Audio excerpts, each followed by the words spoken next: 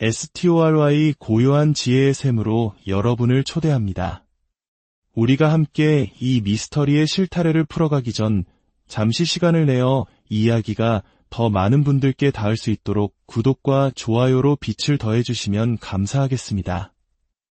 여러분의 작은 관심 하나하나가 저희에겐 세상을 밝히는 등불이 됩니다. 이 영상을 보시는 모든 분들의 삶에 평안과 은총이 가득하기를 진심으로 기도합니다.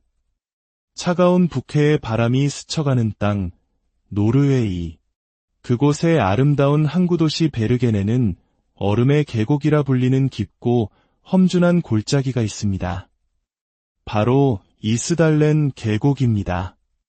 1970년 11월 29일, 바로 그곳에서 반세기가 넘도록 풀리지 않는 미스터리의 서막이 올랐습니다. 그날은 여느 주말과 다름없는 평온한 오후였습니다. 한 아버지와 그의 어린 두 딸은 상쾌한 공기를 마시며 등산을 즐기고 있었습니다. 그러다 그들의 눈에 들어온 것은 계곡 한가운데에 기이한 형태로 널브러져 있는 무언가였습니다. 인간의 형상이라고는 믿기 힘든 새까맣게 타버린 물체. 호기심에 가까이 다가갔던 세 사람은 이내 공포에 질려 비명을 지르며 뒷걸음질 쳤습니다. 그것은 얼굴조차 알아볼 수 없을 만큼 끔찍하게 불에 탄한 여성의 시신이었습니다. 이스달렌 계곡은 험준한 지형과 잦은 눈 때문에 중세시대부터 죽음의 계곡이라는 별칭을 가지고 있었습니다. 실족 사고로 등산객의 시신이 발견되는 일이 드물지 않았기에 경찰은 처음엔 단순 사고사로 여겼을지도 모릅니다. 하지만 현장의 모습은 그 어떤 사고와도 달랐습니다. 시신은 등을 바닥에 대고 누운 채 마치 스스로를 보호하려는 듯 두 팔로 몸을 감싸 안은 기묘한 자세를 하고 있었습니다. 전신, 특히 상반신은 의도적으로 불에 태워진 듯 새까맣게 그을려 있었죠. 더욱 이상한 것은 시신 주변에 원을 그리듯 가지런히 놓여있는 물건들이었습니다. 고무장화, 시계, 우산, 그리고 수면제병과 화염병으로 보이는 병까지. 당시 현장에 있던 한 수사관은 마치 어떤 정교한 의식을 치른 듯한 모습이었다고 회고했습니다. 부검 결과 직접적인 사인은 화재로 인한 일산화탄소 중독이었습니다. 또한 그녀의 위와 혈액 속에서는 치사량을 훌쩍 넘는 80알 이상의 수면제 성분이 검출되었습니다. 이를 토대로 경찰은 잠정적인 결론을 내렸습니다. 삶을 비관한 한 여성이 죽음의 계곡을 찾아와 다량의 수면제를 복용한 뒤 미리 준비한 불에 몸을 던져 스스로 생을 마감했다는 것이었죠.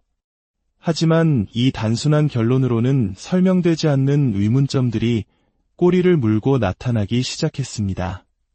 수사관들이 현장의 유류품을 수습하던 중 그들은 경악을 금치 못했습니다. 시신을 둘러싸고 있던 모든 물건들, 옷, 가방, 심지어 작은 소지품에서조차 상표나 라벨이 전부 제거된 상태였기 때문입니다. 단순히 상표를 떼어낸 수준이 아니었습니다. 아주 작은 로고 하나까지 마치 자신의 존재를 세상에서 완벽히 지우려는 듯 날카로운 것으로 긁어낸 흔적이 선명했습니다. 스스로 목숨을 끊으려는 사람이 어째서 이토록 치밀하게 자신의 흔적을 지우려 했던 걸까요? 사건 발생 3일 후 베르겐 기차역 물품 보관소에서 그녀의 것으로 보이는 여행 가방 2개가 발견되면서 수사는 새로운 국면을 맞이합니다. 가방 안에는 그녀의 지문이 묻은 안경, 습진크림, 여러 벌의 옷과 4종류의 가발, 그리고 당시 서독화폐였던 도이치 마르크와 여러 유럽 국가의 동전들이 들어있었습니다. 그리고 결정적인 단서가 나왔습니다.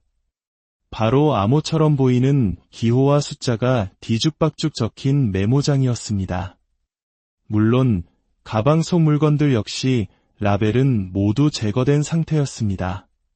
경찰은 확보된 지문으로 인터폴의 신원 조회를 의뢰했지만 그 어디에서도 그녀와 일치하는 기록은 존재하지 않았습니다. 그녀는 마치 세상에 존재하지 않았던 유령과도 같았습니다. 수사팀은 유일한 희망인 메모장 해독에 매달렸습니다. 오랜 분석 끝에 암호의 비밀이 풀렸습니다. 그것은 그녀가 유럽 각지를 여행하며 머물렀던 도시와 날짜를 기록한 것이었습니다.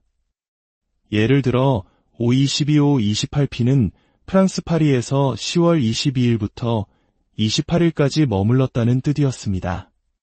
메모장을 통해 그녀가 노르웨이의 트로네임, 스타방헤르를 비롯해 유럽의 수많은 도시를 쉴 새 없이 오갔다는 사실이 드러났습니다. 이 동선을 따라 각 도시의 호텔에 협조를 요청한 경찰은 마침내 그녀가 직접 작성한 여러 장의 투숙객 카드를 확보하는 데 성공합니다. 하지만 그 내용은 수사의 실마리가 되기는커녕 더 깊은 혼란만을 안겨주었습니다. 켄트 출신의 클라우디아 닐센, 류블리아나 출신의 알렉시아 자르너, 오스텐더 출신의 엘리자베스 레나우퍼. 그녀는 호텔에 머물 때마다 다른 이름과 국적, 다른 직업을 사용했습니다.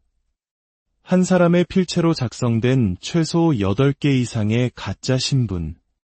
이는 그녀가 위조 여권을 여러 개 소지하고 있었다는 강력한 증거였습니다. 도대체 그녀는 누구였을까요? 경찰은 목격자들을 찾아 나섰습니다. 호텔 직원들과 택시 기사들의 증언을 통해 그녀의 희미한 윤곽이 조금씩 드러났습니다. 그녀는 거의 방에만 머물렀어요. 주로 혼자였죠. 하지만 어느 날은 두꺼운 모지코트를 입은 남자 2명과 함께 있는 것을 봤습니다. 분위기가 썩 좋아 보이지는 않았어요. 머무는 동안 방을 3번이나 바꿨습니다. 억양이 강한 영어를 썼고 이상하게 마늘 냄새가 진하게 났어요. 어느 날은 긴 머리였다가 다음 날은 짧은 머리였죠. 가발을 자주 쓰는 것 같았어요. 키는 160cm 정도로 보였고 나이는 25살 같기도 40살 같기도 했습니다. 종잡을 수가 없었죠. 증언이 쌓일수록 그녀의 모습은 하나로 특정되지 않고 더욱 신기루처럼 흩어졌습니다. 경찰은 증언을 토대로 몽타주를 작성해 언론에 공개했습니다. 신원불명의 여인에게는 이스달렌의 여인이라는 별명이 붙었고 사건은 노르웨이 전역에 뜨거운 화제가 되었습니다. 하지만 거기까지였습니다. 더 이상의 제보도 결정적인 단서도 나타나지 않았고 사건은 결국 1971년 2월 미제 사건으로 종결되고 맙니다. 그녀의 진짜 이름도 고향도 삶도 모르는 낯선 이들의 손에 조촐한 장례식이 치러졌고 이스달렌의 여인은 시간의 먼지 속에 잊혀가는 듯했습니다. 그로부터 45년이라는 세월이 흐른 2016년, 노르웨이 국영방송국의 기자들이 과거 자료를 조사하던 중 우연히 이 사건 기록을 발견합니다. 풀리지 않은 미스터리에 매료된 그들은 베르겐 경찰의 수사 기록을 열람하며 멈춰있던 사건의 시계바늘을 다시 움직이기 시작했습니다. 취재팀은 당시 최첨단 법의학 기술의 힘을 빌리기로 했습니다. 법의학자들은 그녀의 치아에 남은 안정 동위원소 분석을 실시했습니다. 사람의 치아는 그 사람이 자라온 땅의 지문과도 같습니다. 우리가 마시는 물, 먹는 음식에 담긴 미세한 원소들이 치아에 그대로 기록되기 때문이죠.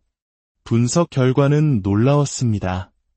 그녀는 1930년 전후 독일 니른베르크 인근에서 태어났으며 어린 시절 프랑스와 독일 국경 지역으로 이주한 흔적이 발견되었습니다. 또한 그녀의 치아에서 발견된 독특한 금리 치료 방식은 당시 노르웨이가 아닌 중남부 유럽이나 중동 지역에서 행해지던 기술이었습니다. 새롭게 밝혀진 사실들과 과거의 의문점들을 종합하며 마침내 2가지의 유력한 가설이 세워졌습니다. 첫 번째 가설, 그녀는 냉전 시대의 스파이였다는 것입니다. 사건이 발생한 1970년대는 미국과 소련의 냉전이 극에 달했던 시기였습니다.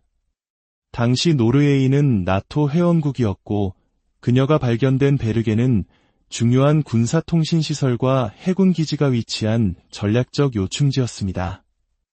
그녀의 시점에서 이야기를 재구성해 본다면 이렇습니다.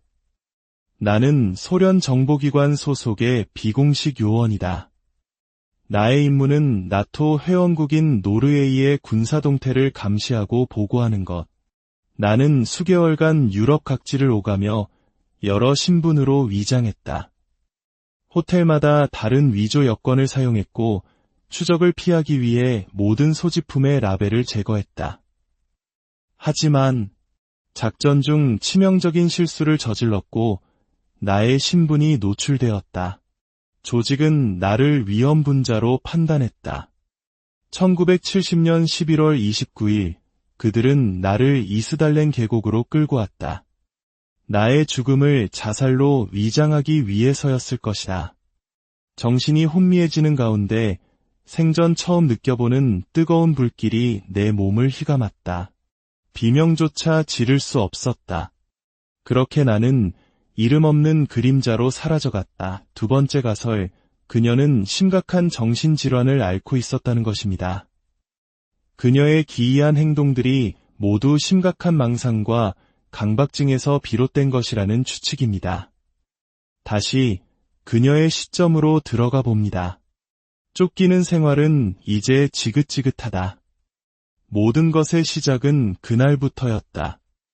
유럽을 여행하던 중 우연히 마주친 고대 유적. 그곳에서 나는 깨달았다. 내가 사실은 잊혀진 고대 왕국의 마지막 후손이라는 것을. 각성한 이후 누군가 나를 감시하는 시선이 느껴졌다. 나의 왕국을 멸망시킨 자들의 후예일 것이다. 추적을 피하기 위해 물건의 라벨을 떼고 가명을 사용하며 도망쳤다. 불안해서 잠을 잘 수 없었다. 하지만 그들은 어디에나 있었다. 결국 나는 모든 비밀을 간직한 채 사라지기로 결심했다. 이스달렌 계곡, 이곳이라면 나의 비밀을 영원히 지킬 수 있을 것이다. 고통은 잠깐이지만 비밀은 영원하겠지. 과연 그녀는 조국을 위해 목숨을 바친 비운의 스파이였을까요? 아니면 자신만의 세계에 갇혀 비극적인 최후를 맞이한 여인이었을까요? 50년이 넘는 세월이 흘렀지만 이스달렌 계곡의 차가운 바람은 여전히 그녀의 비밀을 속삭이고 있습니다. 진짜 이름도 얼굴도 사연도 남기지 않은 채 역사 속으로 사라진 이스달렌의 여인. 그녀가 남긴 기묘하고도 슬픈 미스터리는 오늘날까지도 우리의 마음속에 깊은 질문을 던지고 있습니다. STORY 고요한 지혜의 샘으로 여러분을 초대합니다. 우리가 함께 이 미스터리의 실타래를 풀어가기 전 잠시 시간을 내어 이야기가 더 많은 분들께 닿을 수 있도록 구독과 좋아요로 빛을 더해주시면 감사하겠습니다. 여러분의 작은 관심 하나하나가 저희에겐 세상을 밝히는 등불이 됩니다. 이 영상을 보시는 모든 분들의 삶에 평안과 은총이 가득하기를 진심으로 기도합니다. 차가운 북해의 바람이 스쳐가는 땅, 노르웨이. 그곳의 아름다운 항구도시 베르게네는 얼음의 계곡이라 불리는 깊고 험준한 골짜기가 있습니다. 바로 이스달렌 계곡입니다.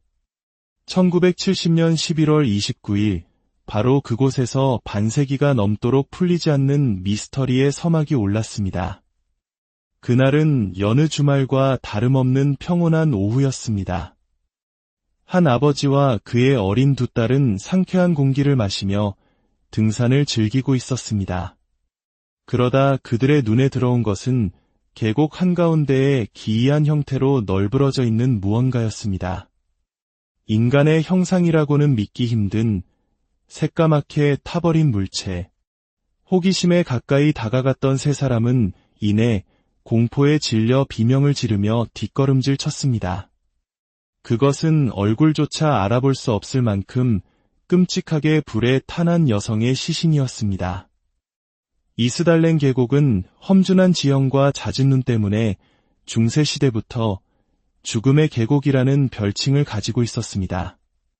실족 사고로 등산객의 시신이 발견되는 일이 드물지 않았기에 경찰은 처음엔 단순 사고사로 여겼을지도 모릅니다. 하지만 현장의 모습은 그 어떤 사고와도 달랐습니다.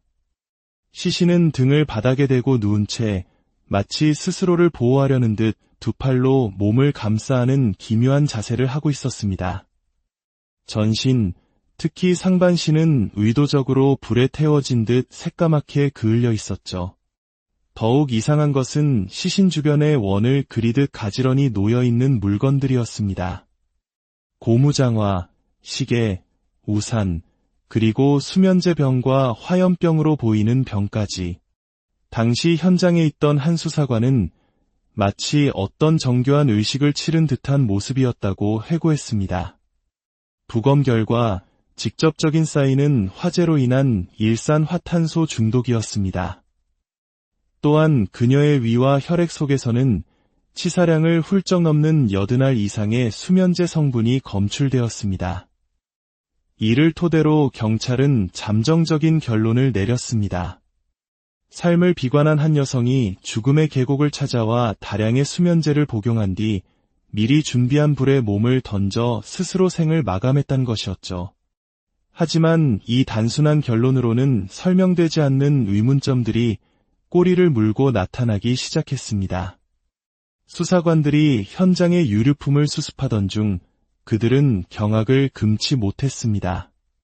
시신을 둘러싸고 있던 모든 물건들, 옷, 가방, 심지어 작은 소지품에서조차 상표나 라벨이 전부 제거된 상태였기 때문입니다.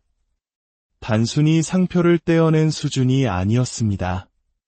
아주 작은 로고 하나까지 마치 자신의 존재를 세상에서 완벽히 지우려는 듯 날카로운 것으로 긁어낸 흔적이 선명했습니다. 스스로 목숨을 끊으려는 사람이 어째서 이토록 치밀하게 자신의 흔적을 지우려 했던 걸까요? 사건 발생 3일 후 베르겐 기차역 물품 보관소에서 그녀의 것으로 보이는 여행 가방 2개가 발견되면서 수사는 새로운 국면을 맞이합니다. 가방 안에는 그녀의 지문이 묻은 안경, 습진크림, 여러 벌의 옷과 4종류의 가발, 그리고 당시 서독 화폐였던 도이치 마르크와 여러 유럽 국가의 동전들이 들어있었습니다. 그리고 결정적인 단서가 나왔습니다. 바로 암호처럼 보이는 기호와 숫자가 뒤죽박죽 적힌 메모장이었습니다.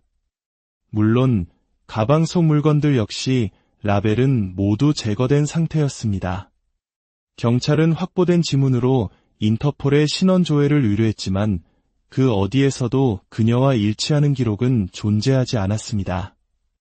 그녀는 마치 세상에 존재하지 않았던 유령과도 같았습니다. 수사팀은 유일한 희망인 메모장 해독에 매달렸습니다. 오랜 분석 끝에 암호의 비밀이 풀렸습니다. 그것은 그녀가 유럽 각지를 여행하며 머물렀던 도시와 날짜를 기록한 것이었습니다. 예를 들어 522-528P는 프랑스 파리에서 10월 22일부터 28일까지 머물렀다는 뜻이었습니다.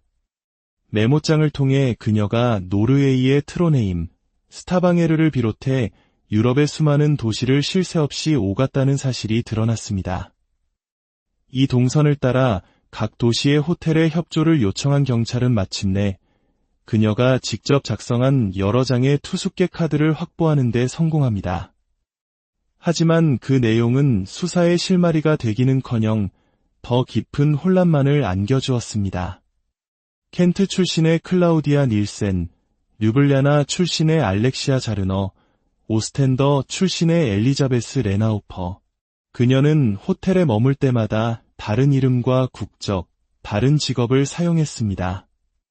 한 사람의 필체로 작성된 최소 8개 이상의 가짜 신분. 이는 그녀가 위조 여권을 여러 개 소지하고 있었다는 강력한 증거였습니다. 도대체 그녀는 누구였을까요? 경찰은 목격자들을 찾아 나섰습니다. 호텔 직원들과 택시 기사들의 증언을 통해 그녀의 희미한 윤곽이 조금씩 드러났습니다. 그녀는 거의 방에만 머물렀어요. 주로 혼자였죠. 하지만 어느 날은 두꺼운 모지 코트를 입은 남자 2명과 함께 있는 것을 봤습니다. 분위기가 썩 좋아 보이지는 않았어요. 머무는 동안 방을 3번이나 바꿨습니다. 억양이 강한 영어를 썼고 이상하게 마늘 냄새가 진하게 났어요. 어느 날은 긴 머리였다가 다음 날은 짧은 머리였죠. 가발을 자주 쓰는 것 같았어요.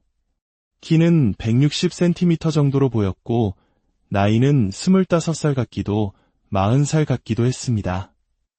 종잡을 수가 없었죠. 증언이 쌓일수록 그녀의 모습은 하나로 특정되지 않고 더욱 신기루처럼 흩어졌습니다.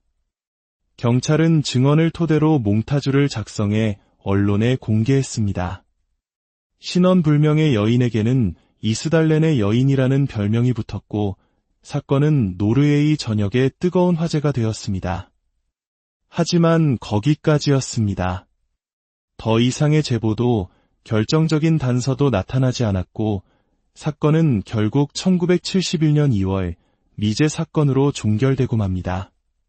그녀의 진짜 이름도 고향도 삶도 모르는 낯선 이들의 손에 조촐한 장례식이 치러졌고 이스달렌의 여인은 시간의 먼지 속에 잊혀가는 듯했습니다. 그로부터 45년이라는 세월이 흐른 2016년 노르웨이 국영방송국의 기자들이 과거 자료를 조사하던 중 우연히 이 사건 기록을 발견합니다. 풀리지 않은 미스터리에 매료된 그들은 베르겐 경찰의 수사 기록을 열람하며 멈춰있던 사건의 시계바늘을 다시 움직이기 시작했습니다. 취재팀은 당시 최첨단 법의학 기술의 힘을 빌리기로 했습니다.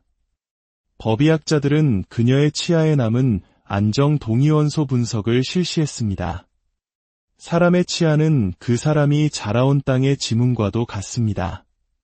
우리가 마시는 물, 먹는 음식에 담긴 미세한 원소들이 치아에 그대로 기록되기 때문이죠. 분석 결과는 놀라웠습니다.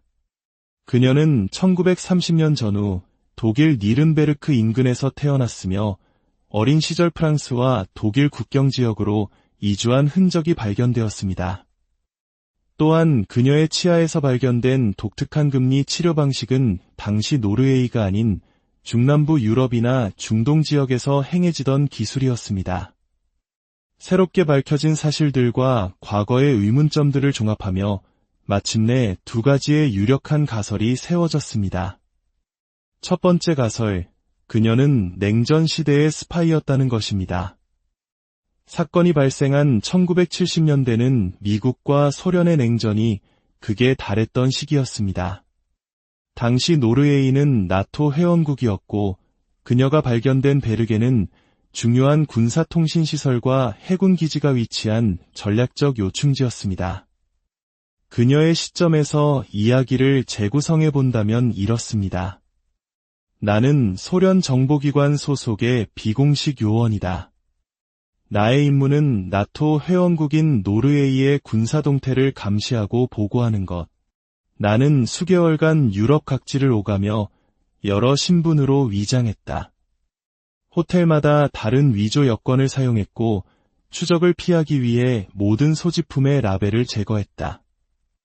하지만 작전 중 치명적인 실수를 저질렀고 나의 신분이 노출되었다.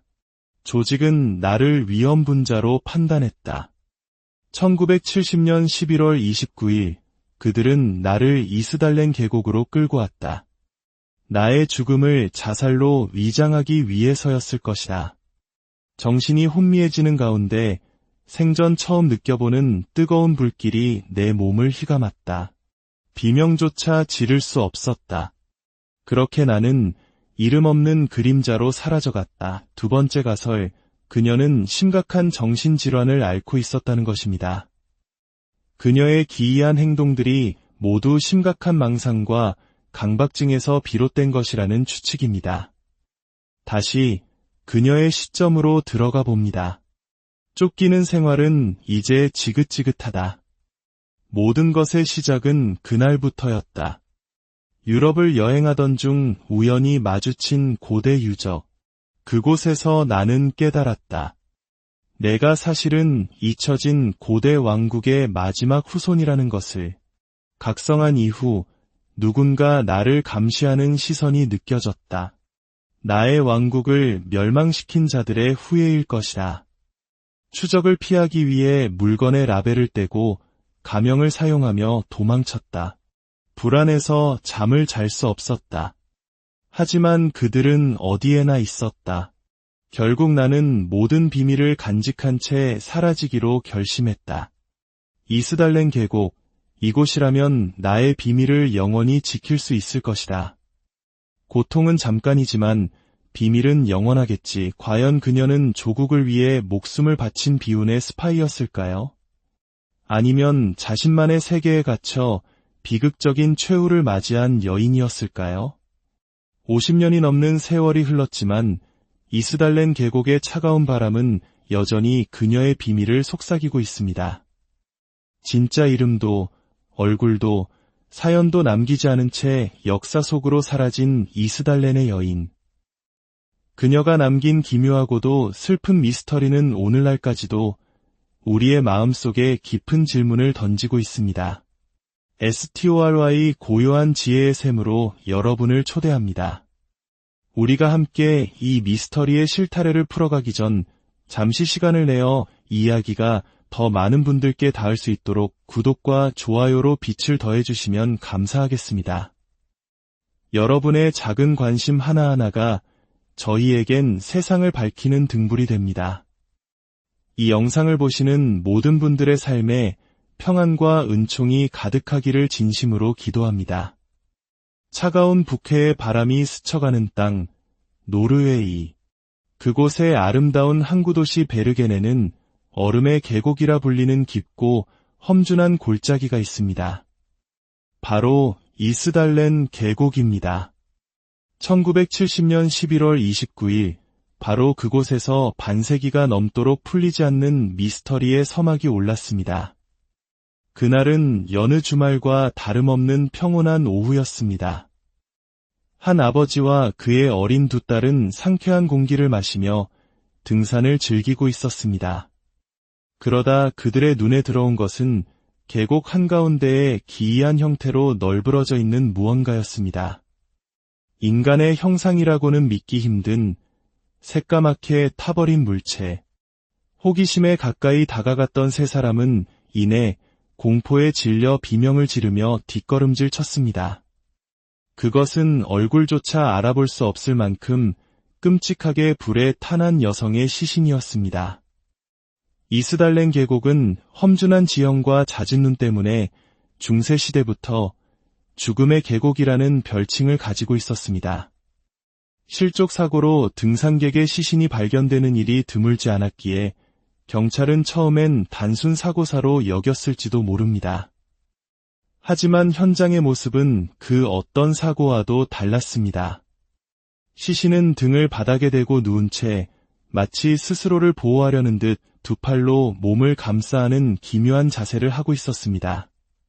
전신, 특히 상반신은 의도적으로 불에 태워진 듯 새까맣게 그을려 있었죠. 더욱 이상한 것은 시신 주변에 원을 그리듯 가지런히 놓여있는 물건들이었습니다.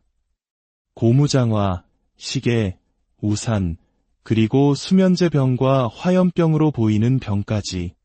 당시 현장에 있던 한 수사관은 마치 어떤 정교한 의식을 치른 듯한 모습이었다고 회고했습니다. 부검 결과 직접적인 사인은 화재로 인한 일산화탄소 중독이었습니다. 또한 그녀의 위와 혈액 속에서는 치사량을 훌쩍 넘는 80알 이상의 수면제 성분이 검출되었습니다. 이를 토대로 경찰은 잠정적인 결론을 내렸습니다. 삶을 비관한 한 여성이 죽음의 계곡을 찾아와 다량의 수면제를 복용한 뒤 미리 준비한 불에 몸을 던져 스스로 생을 마감했다는 것이었죠.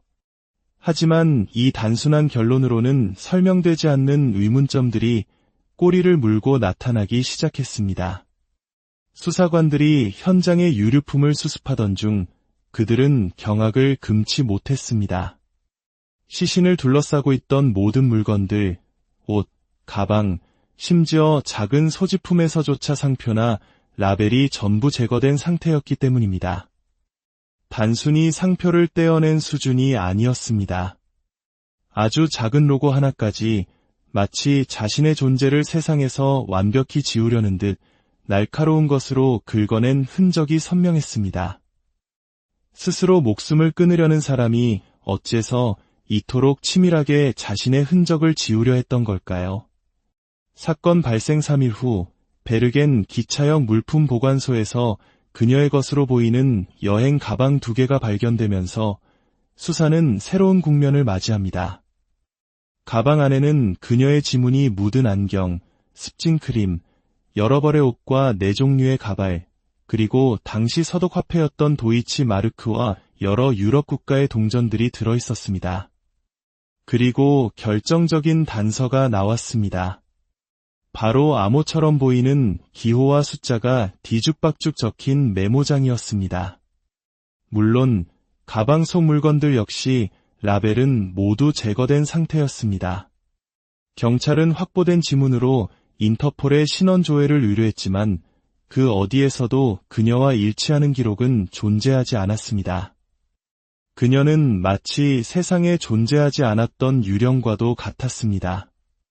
수사팀은 유일한 희망인 메모장 해독에 매달렸습니다. 오랜 분석 끝에 암호의 비밀이 풀렸습니다. 그것은 그녀가 유럽 각지를 여행하며 머물렀던 도시와 날짜를 기록한 것이었습니다. 예를 들어 522-528P는 프랑스 파리에서 10월 22일부터 28일까지 머물렀다는 뜻이었습니다. 메모장을 통해 그녀가 노르웨이의 트로네임, 스타방헤르를 비롯해 유럽의 수많은 도시를 쉴 새 없이 오갔다는 사실이 드러났습니다. 이 동선을 따라 각 도시의 호텔에 협조를 요청한 경찰은 마침내 그녀가 직접 작성한 여러 장의 투숙객 카드를 확보하는 데 성공합니다. 하지만 그 내용은 수사의 실마리가 되기는커녕 더 깊은 혼란만을 안겨주었습니다. 켄트 출신의 클라우디아 닐센, 류블리아나 출신의 알렉시아 자르너, 오스텐더 출신의 엘리자베스 레나우퍼. 그녀는 호텔에 머물 때마다 다른 이름과 국적, 다른 직업을 사용했습니다. 한 사람의 필체로 작성된 최소 8개 이상의 가짜 신분. 이는 그녀가 위조 여권을 여러 개 소지하고 있었다는 강력한 증거였습니다. 도대체 그녀는 누구였을까요? 경찰은 목격자들을 찾아 나섰습니다. 호텔 직원들과 택시 기사들의 증언을 통해 그녀의 희미한 윤곽이 조금씩 드러났습니다. 그녀는 거의 방에만 머물렀어요. 주로 혼자였죠. 하지만 어느 날은 두꺼운 모지 코트를 입은 남자 2명과 함께 있는 것을 봤습니다. 분위기가 썩 좋아 보이지는 않았어요. 머무는 동안 방을 3번이나 바꿨습니다. 억양이 강한 영어를 썼고 이상하게 마늘 냄새가 진하게 났어요. 어느 날은 긴 머리였다가 다음 날은 짧은 머리였죠. 가발을 자주 쓰는 것 같았어요. 키는 160cm 정도로 보였고 나이는 25살 같기도 40살 같기도 했습니다. 종잡을 수가 없었죠. 증언이 쌓일수록 그녀의 모습은 하나로 특정되지 않고 더욱 신기루처럼 흩어졌습니다. 경찰은 증언을 토대로 몽타주를 작성해 언론에 공개했습니다. 신원불명의 여인에게는 이스달렌의 여인이라는 별명이 붙었고 사건은 노르웨이 전역에 뜨거운 화제가 되었습니다. 하지만 거기까지였습니다. 더 이상의 제보도 결정적인 단서도 나타나지 않았고 사건은 결국 1971년 2월 미제 사건으로 종결되고 맙니다.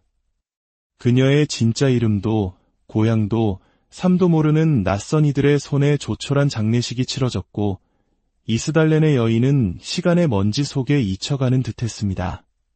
그로부터 45년이라는 세월이 흐른 2016년 노르웨이 국영방송국의 기자들이 과거 자료를 조사하던 중 우연히 이 사건 기록을 발견합니다. 풀리지 않은 미스터리에 매료된 그들은 베르겐 경찰의 수사 기록을 열람하며 멈춰있던 사건의 시계바늘을 다시 움직이기 시작했습니다. 취재팀은 당시 최첨단 법의학 기술의 힘을 빌리기로 했습니다. 법의학자들은 그녀의 치아에 남은 안정 동위원소 분석을 실시했습니다. 사람의 치아는 그 사람이 자라온 땅의 지문과도 같습니다. 우리가 마시는 물, 먹는 음식에 담긴 미세한 원소들이 치아에 그대로 기록되기 때문이죠. 분석 결과는 놀라웠습니다.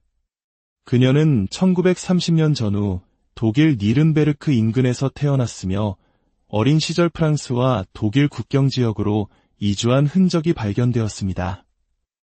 또한 그녀의 치아에서 발견된 독특한 금리 치료 방식은 당시 노르웨이가 아닌 중남부 유럽이나 중동 지역에서 행해지던 기술이었습니다. 새롭게 밝혀진 사실들과 과거의 의문점들을 종합하며 마침내 두 가지의 유력한 가설이 세워졌습니다. 첫 번째 가설, 그녀는 냉전 시대의 스파이였다는 것입니다. 사건이 발생한 1970년대는 미국과 소련의 냉전이 극에 달했던 시기였습니다. 당시 노르웨이는 나토 회원국이었고 그녀가 발견된 베르겐은 중요한 군사통신시설과 해군기지가 위치한 전략적 요충지였습니다. 그녀의 시점에서 이야기를 재구성해 본다면 이렇습니다. 나는 소련 정보기관 소속의 비공식 요원이다. 나의 임무는 나토 회원국인 노르웨이의 군사동태를 감시하고 보고하는 것. 나는 수개월간 유럽 각지를 오가며 여러 신분으로 위장했다. 호텔마다 다른 위조 여권을 사용했고 추적을 피하기 위해 모든 소지품의 라벨을 제거했다. 하지만 작전 중 치명적인 실수를 저질렀고 나의 신분이 노출되었다. 조직은 나를 위험분자로 판단했다. 1970년 11월 29일 그들은 나를 이스달렌 계곡으로 끌고 왔다. 나의 죽음을 자살로 위장하기 위해서였을 것이다. 정신이 혼미해지는 가운데 생전 처음 느껴보는 뜨거운 불길이 내 몸을 휘감았다. 비명조차 지를 수 없었다. 그렇게 나는 이름 없는 그림자로 사라져갔다. 두 번째 가설, 그녀는 심각한 정신질환을 앓고 있었다는 것입니다. 그녀의 기이한 행동들이 모두 심각한 망상과 강박증에서 비롯된 것이라는 추측입니다. 다시 그녀의 시점으로 들어가 봅니다. 쫓기는 생활은 이제 지긋지긋하다. 모든 것의 시작은 그날부터였다. 유럽을 여행하던 중 우연히 마주친 고대 유적. 그곳에서 나는 깨달았다. 내가 사실은 잊혀진 고대 왕국의 마지막 후손이라는 것을. 각성한 이후 누군가 나를 감시하는 시선이 느껴졌다. 나의 왕국을 멸망시킨 자들의 후예일 것이다. 추적을 피하기 위해 물건의 라벨을 떼고 가명을 사용하며 도망쳤다. 불안해서 잠을 잘 수 없었다. 하지만 그들은 어디에나 있었다. 결국 나는 모든 비밀을 간직한 채 사라지기로 결심했다. 이스달렌 계곡, 이곳이라면 나의 비밀을 영원히 지킬 수 있을 것이다. 고통은 잠깐이지만 비밀은 영원하겠지. 과연 그녀는 조국을 위해 목숨을 바친 비운의 스파이였을까요? 아니면 자신만의 세계에 갇혀 비극적인 최후를 맞이한 여인이었을까요? 50년이 넘는 세월이 흘렀지만 이스달렌 계곡의 차가운 바람은 여전히 그녀의 비밀을 속삭이고 있습니다. 진짜 이름도 얼굴도 사연도 남기지 않은 채 역사 속으로 사라진 이스달렌의 여인. 그녀가 남긴 기묘하고도 슬픈 미스터리는 오늘날까지도 우리의 마음속에 깊은 질문을 던지고 있습니다. STORY 고요한 지혜의 샘으로 여러분을 초대합니다. 우리가 함께 이 미스터리의 실타래를 풀어가기 전 잠시 시간을 내어 이야기가 더 많은 분들께 닿을 수 있도록 구독과 좋아요로 빛을 더해주시면 감사하겠습니다. 여러분의 작은 관심 하나하나가 저희에겐 세상을 밝히는 등불이 됩니다. 이 영상을 보시는 모든 분들의 삶에 평안과 은총이 가득하기를 진심으로 기도합니다. 차가운 북해의 바람이 스쳐가는 땅, 노르웨이. 그곳의 아름다운 항구도시 베르겐에는 얼음의 계곡이라 불리는 깊고 험준한 골짜기가 있습니다. 바로 이스달렌 계곡입니다. 1970년 11월 29일, 바로 그곳에서 반세기가 넘도록 풀리지 않는 미스터리의 서막이 올랐습니다. 그날은 여느 주말과 다름없는 평온한 오후였습니다. 한 아버지와 그의 어린 두 딸은 상쾌한 공기를 마시며 등산을 즐기고 있었습니다. 그러다 그들의 눈에 들어온 것은 계곡 한가운데에 기이한 형태로 널브러져 있는 무언가였습니다. 인간의 형상이라고는 믿기 힘든 새까맣게 타버린 물체. 호기심에 가까이 다가갔던 세 사람은 이내 공포에 질려 비명을 지르며 뒷걸음질 쳤습니다. 그것은 얼굴조차 알아볼 수 없을 만큼 끔찍하게 불에 탄한 여성의 시신이었습니다. 이스달렌 계곡은 험준한 지형과 잦은 눈 때문에 중세시대부터 죽음의 계곡이라는 별칭을 가지고 있었습니다. 실족 사고로 등산객의 시신이 발견되는 일이 드물지 않았기에 경찰은 처음엔 단순 사고사로 여겼을지도 모릅니다. 하지만 현장의 모습은 그 어떤 사고와도 달랐습니다. 시신은 등을 바닥에 대고 누운 채 마치 스스로를 보호하려는 듯 두 팔로 몸을 감싸 안은 기묘한 자세를 하고 있었습니다. 전신, 특히 상반신은 의도적으로 불에 태워진 듯 새까맣게 그을려 있었죠. 더욱 이상한 것은 시신 주변에 원을 그리듯 가지런히 놓여있는 물건들이었습니다. 고무장화, 시계, 우산, 그리고 수면제 병과 화염병으로 보이는 병까지. 당시 현장에 있던 한 수사관은 마치 어떤 정교한 의식을 치른 듯한 모습이었다고 회고했습니다. 부검 결과 직접적인 사인은 화재로 인한 일산화탄소 중독이었습니다. 또한 그녀의 위와 혈액 속에서는 치사량을 훌쩍 넘는 80알 이상의 수면제 성분이 검출되었습니다. 이를 토대로 경찰은 잠정적인 결론을 내렸습니다. 삶을 비관한 한 여성이 죽음의 계곡을 찾아와 다량의 수면제를 복용한 뒤 미리 준비한 불에 몸을 던져 스스로 생을 마감했다는 것이었죠. 하지만 이 단순한 결론으로는 설명되지 않는 의문점들이 꼬리를 물고 나타나기 시작했습니다. 수사관들이 현장의 유류품을 수습하던 중 그들은 경악을 금치 못했습니다. 시신을 둘러싸고 있던 모든 물건들, 옷, 가방, 심지어 작은 소지품에서조차 상표나 라벨이 전부 제거된 상태였기 때문입니다. 단순히 상표를 떼어낸 수준이 아니었습니다. 아주 작은 로고 하나까지 마치 자신의 존재를 세상에서 완벽히 지우려는 듯 날카로운 것으로 긁어낸 흔적이 선명했습니다. 스스로 목숨을 끊으려는 사람이 어째서 이토록 치밀하게 자신의 흔적을 지우려 했던 걸까요?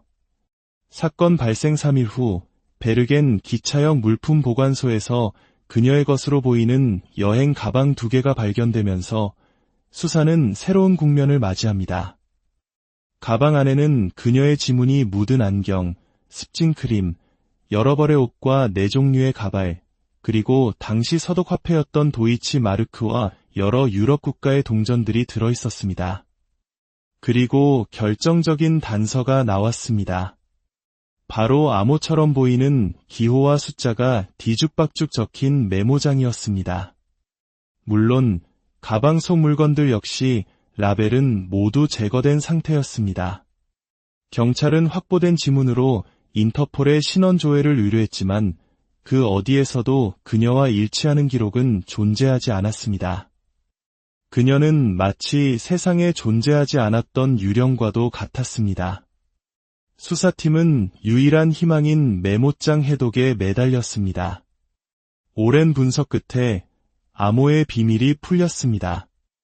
그것은 그녀가 유럽 각지를 여행하며 머물렀던 도시와 날짜를 기록한 것이었습니다. 예를 들어 522-528P는 프랑스 파리에서 10월 22일부터 28일까지 머물렀다는 뜻이었습니다. 메모장을 통해 그녀가 노르웨이의 트로네임, 스타방헤르를 비롯해 유럽의 수많은 도시를 쉴 새 없이 오갔다는 사실이 드러났습니다. 이 동선을 따라 각 도시의 호텔에 협조를 요청한 경찰은 마침내 그녀가 직접 작성한 여러 장의 투숙객 카드를 확보하는 데 성공합니다. 하지만 그 내용은 수사의 실마리가 되기는커녕 더 깊은 혼란만을 안겨주었습니다.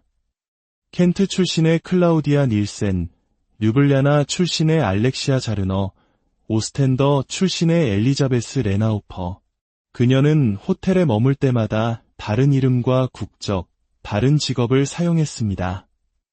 한 사람의 필체로 작성된 최소 8개 이상의 가짜 신분. 이는 그녀가 위조 여권을 여러 개 소지하고 있었다는 강력한 증거였습니다. 도대체 그녀는 누구였을까요? 경찰은 목격자들을 찾아 나섰습니다. 호텔 직원들과 택시 기사들의 증언을 통해 그녀의 희미한 윤곽이 조금씩 드러났습니다. 그녀는 거의 방에만 머물렀어요. 주로 혼자였죠. 하지만 어느 날은 두꺼운 모지 코트를 입은 남자 2명과 함께 있는 것을 봤습니다. 분위기가 썩 좋아 보이지는 않았어요. 머무는 동안 방을 3번이나 바꿨습니다. 억양이 강한 영어를 썼고 이상하게 마늘 냄새가 진하게 났어요. 어느 날은 긴 머리였다가 다음 날은 짧은 머리였죠. 가발을 자주 쓰는 것 같았어요. 키는 160cm 정도로 보였고 나이는 25살 같기도 40살 같기도 했습니다. 종잡을 수가 없었죠. 증언이 쌓일수록 그녀의 모습은 하나로 특정되지 않고 더욱 신기루처럼 흩어졌습니다. 경찰은 증언을 토대로 몽타주를 작성해 언론에 공개했습니다. 신원불명의 여인에게는 이스달렌의 여인이라는 별명이 붙었고 사건은 노르웨이 전역에 뜨거운 화제가 되었습니다. 하지만 거기까지였습니다. 더 이상의 제보도 결정적인 단서도 나타나지 않았고 사건은 결국 1971년 2월 미제 사건으로 종결되고 맙니다. 그녀의 진짜 이름도 고향도 삶도 모르는 낯선 이들의 손에 조촐한 장례식이 치러졌고 이스달렌의 여인은 시간의 먼지 속에 잊혀가는 듯했습니다. 그로부터 45년이라는 세월이 흐른 2016년 노르웨이 국영방송국의 기자들이 과거 자료를 조사하던 중 우연히 이 사건 기록을 발견합니다. 풀리지 않은 미스터리에 매료된 그들은 베르겐 경찰의 수사 기록을 열람하며 멈춰있던 사건의 시계바늘을 다시 움직이기 시작했습니다. 취재팀은 당시 최첨단 법의학 기술의 힘을 빌리기로 했습니다. 법의학자들은 그녀의 치아에 남은 안정 동위원소 분석을 실시했습니다. 사람의 치아는 그 사람이 자라온 땅의 지문과도 같습니다. 우리가 마시는 물, 먹는 음식에 담긴 미세한 원소들이 치아에 그대로 기록되기 때문이죠. 분석 결과는 놀라웠습니다. 그녀는 1930년 전후 독일 니른베르크 인근에서 태어났으며 어린 시절 프랑스와 독일 국경 지역으로 이주한 흔적이 발견되었습니다.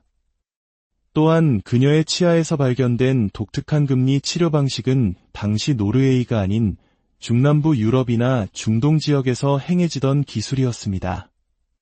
새롭게 밝혀진 사실들과 과거의 의문점들을 종합하며 마침내 2가지의 유력한 가설이 세워졌습니다. 첫 번째 가설, 그녀는 냉전 시대의 스파이였다는 것입니다. 사건이 발생한 1970년대는 미국과 소련의 냉전이 극에 달했던 시기였습니다. 당시 노르웨이는 나토 회원국이었고 그녀가 발견된 베르게는 중요한 군사통신시설과 해군기지가 위치한 전략적 요충지였습니다. 그녀의 시점에서 이야기를 재구성해 본다면 이렇습니다. 나는 소련 정보기관 소속의 비공식 요원이다. 나의 임무는 나토 회원국인 노르웨이의 군사 동태를 감시하고 보고하는 것. 나는 수개월간 유럽 각지를 오가며 여러 신분으로 위장했다. 호텔마다 다른 위조 여권을 사용했고 추적을 피하기 위해 모든 소지품의 라벨을 제거했다. 하지만 작전 중 치명적인 실수를 저질렀고 나의 신분이 노출되었다. 조직은 나를 위험분자로 판단했다. 1970년 11월 29일 그들은 나를 이스달렌 계곡으로 끌고 왔다. 나의 죽음을 자살로 위장하기 위해서였을 것이다. 정신이 혼미해지는 가운데 생전 처음 느껴보는 뜨거운 불길이 내 몸을 휘감았다. 비명조차 지를 수 없었다. 그렇게 나는 이름 없는 그림자로 사라져갔다. 두 번째 가설, 그녀는 심각한 정신질환을 앓고 있었다는 것입니다. 그녀의 기이한 행동들이 모두 심각한 망상과 강박증에서 비롯된 것이라는 추측입니다. 다시 그녀의 시점으로 들어가 봅니다. 쫓기는 생활은 이제 지긋지긋하다. 모든 것의 시작은 그날부터였다. 유럽을 여행하던 중 우연히 마주친 고대 유적. 그곳에서 나는 깨달았다. 내가 사실은 잊혀진 고대 왕국의 마지막 후손이라는 것을.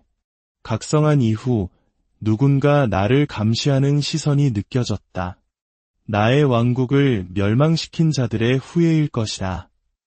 추적을 피하기 위해 물건의 라벨을 떼고 가명을 사용하며 도망쳤다.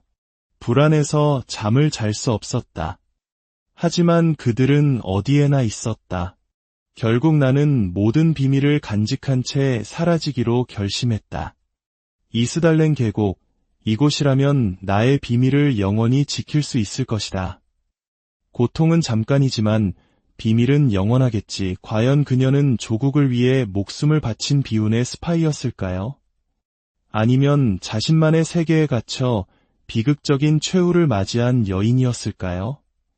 50년이 넘는 세월이 흘렀지만 이스달렌 계곡의 차가운 바람은 여전히 그녀의 비밀을 속삭이고 있습니다. 진짜 이름도 얼굴도 사연도 남기지 않은 채 역사 속으로 사라진 이스달렌의 여인. 그녀가 남긴 기묘하고도 슬픈 미스터리는 오늘날까지도 우리의 마음속에 깊은 질문을 던지고 있습니다. STORY 고요한 지혜의 샘으로 여러분을 초대합니다. 우리가 함께 이 미스터리의 실타래를 풀어가기 전 잠시 시간을 내어 이야기가 더 많은 분들께 닿을 수 있도록 구독과 좋아요로 빛을 더해주시면 감사하겠습니다. 여러분의 작은 관심 하나하나가 저희에겐 세상을 밝히는 등불이 됩니다. 이 영상을 보시는 모든 분들의 삶에 평안과 은총이 가득하기를 진심으로 기도합니다. 차가운 북해의 바람이 스쳐가는 땅, 노르웨이. 그곳의 아름다운 항구도시 베르게네는 얼음의 계곡이라 불리는 깊고 험준한 골짜기가 있습니다. 바로 이스달렌 계곡입니다. 1970년 11월 29일, 바로 그곳에서 반세기가 넘도록 풀리지 않는 미스터리의 서막이 올랐습니다. 그날은 여느 주말과 다름없는 평온한 오후였습니다. 한 아버지와 그의 어린 두 딸은 상쾌한 공기를 마시며 등산을 즐기고 있었습니다. 그러다 그들의 눈에 들어온 것은 계곡 한가운데에 기이한 형태로 널브러져 있는 무언가였습니다. 인간의 형상이라고는 믿기 힘든 새까맣게 타버린 물체. 호기심에 가까이 다가갔던 세 사람은 이내 공포에 질려 비명을 지르며 뒷걸음질 쳤습니다.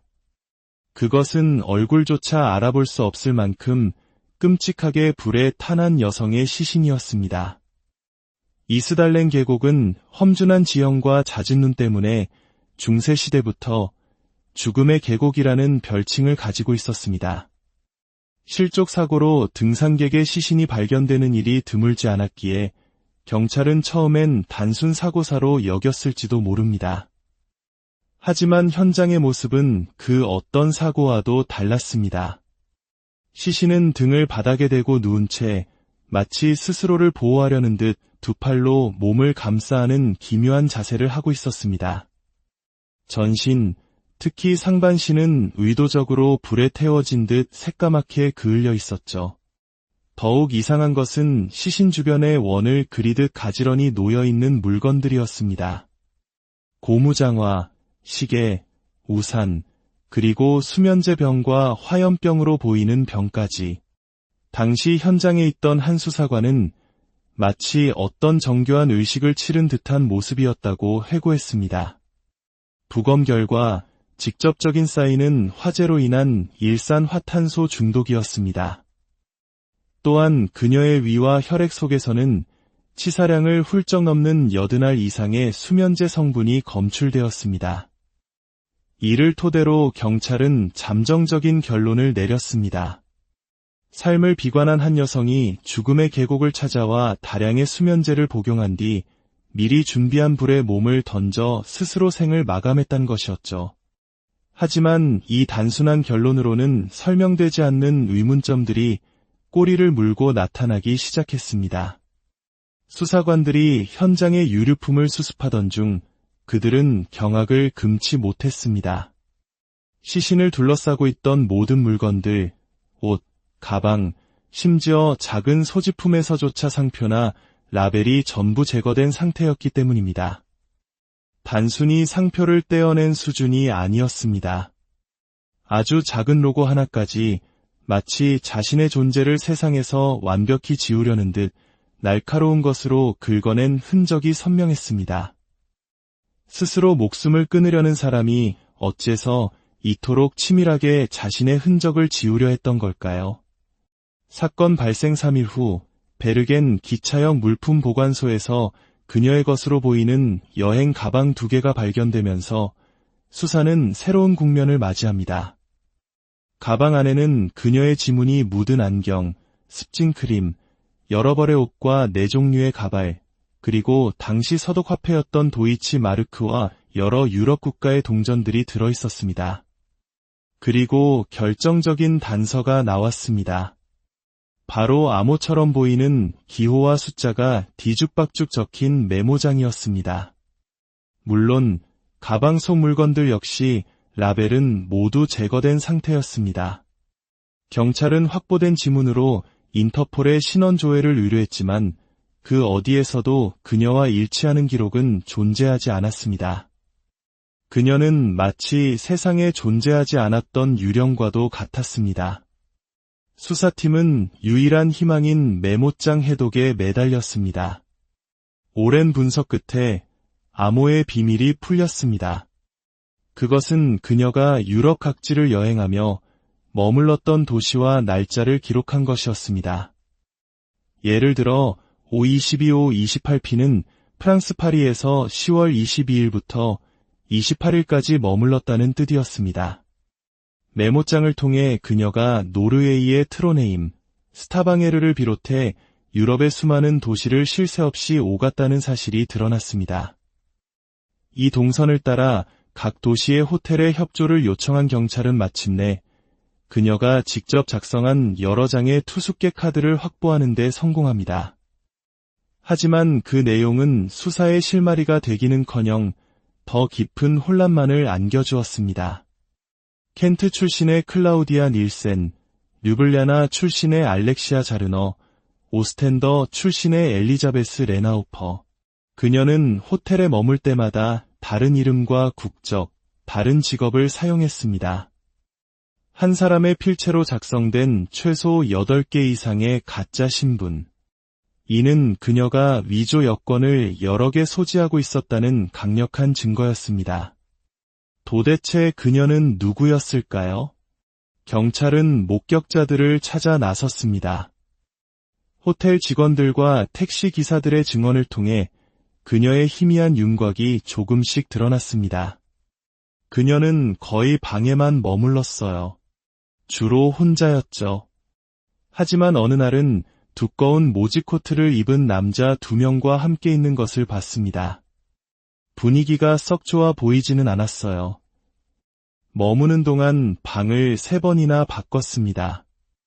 억양이 강한 영어를 썼고 이상하게 마늘 냄새가 진하게 났어요. 어느 날은 긴 머리였다가 다음 날은 짧은 머리였죠. 가발을 자주 쓰는 것 같았어요. 키는 160cm 정도로 보였고 나이는 25살 같기도